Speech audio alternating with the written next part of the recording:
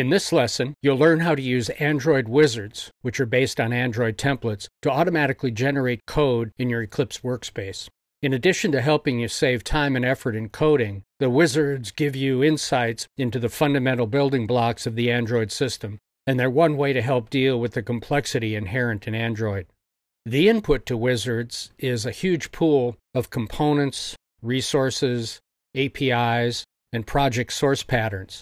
Now, these inputs represent thousands of possibilities. Wizards give you a starting point in building your apps and app piece parts. Wizards use sequences of screens to help you step through decisions needed to build your app. And the wizards are accessed from Eclipse and the Android tools. Wizards then build code and content in your workspace. If you recall, we used a wizard to create your first app, so you should be familiar with the process. You've likely also used wizards with other software tools, such as Microsoft Word for building document types. Android wizards are a souped-up version of the wizard concept. They're used not only to create a start in an app, but also used during the app development process to add elements to your base application. Wizards are accessed from Eclipse and the Android tools using the File menu by selecting New, then Other, or right-clicking on a project and then New and Other. You'll then select an individual wizard and follow the steps to generate your code and other content such as graphics in your workspace. And we'll be using wizards throughout the course to help demonstrate various Android capabilities. In this lesson, I'll go through an overview of each Android wizard to give you a feel for what they can do. I'll be using graphics showing sequences of screens. I think this is easier to digest than flashing quickly through dozens of different screens. Google has been continually adding to the pool of wizards, so you might see new wizards added over time in addition to those I show you here that are available as of the development of this course. This is a part of Google's effort to make Android development more developer-friendly and easier to do. Android wizards are based on the use of Android templates, and you'll find a discussion of using code templates on the Android developers website by following the link at the bottom of this graphic. Now, if you like, you can start Eclipse with your first app project and follow along as I go through an overview of the wizards. Another approach is to first watch my overview and then open Eclipse and try some of the screens yourself. I'll leave it up to you as to which to do. If you're going to open Eclipse now, go ahead and do it and come back to this point in the lesson.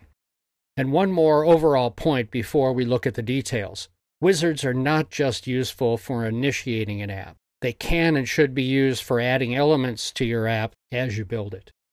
Now let's take a closer look at how to access Android wizards. Remember, you can bring up the first wizard menu by using File, New, Other, or right-clicking on a project and then New and Other. And this will bring up the wizard selection screen as shown here. For convenience, Google has included shortcuts to the Android application project wizard and Android XML file wizard in the New File drop-down menu.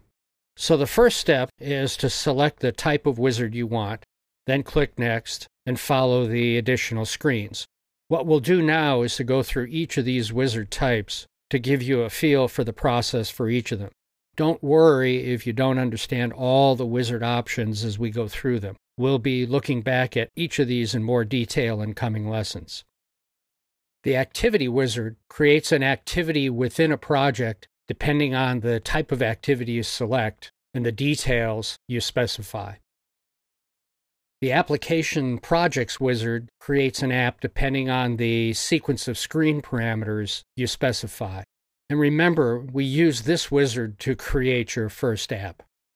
The Icon Wizard generates icon images at various screen sizes. The Objects Wizard generates various types of Android components depending on your selection here and the parameters you supply. The Project from Existing Code wizard uses yours or others' code as a base to create a new project. The Android Sample Project option works first by specifying an Android version and then selecting a sample project. And the Test Projects wizard generates test code for the selected app. The XML file wizard generates XML code for selected elements, such as shown here. And you can also add qualifiers to limit the XML. The XML layout file wizard generates XML code for selected layouts, and you can also add qualifiers to limit the XML. And the XML values file generates values for resources based on parameters you supply. In addition to using the wizards we've looked at, you can go directly to your template files to initiate the generation screen sequence. So that's an overview of using wizards and templates to generate apps and app elements. And I know it's a lot of information to throw at you in one lesson, but remember, we'll be revisiting wizards in coming lessons.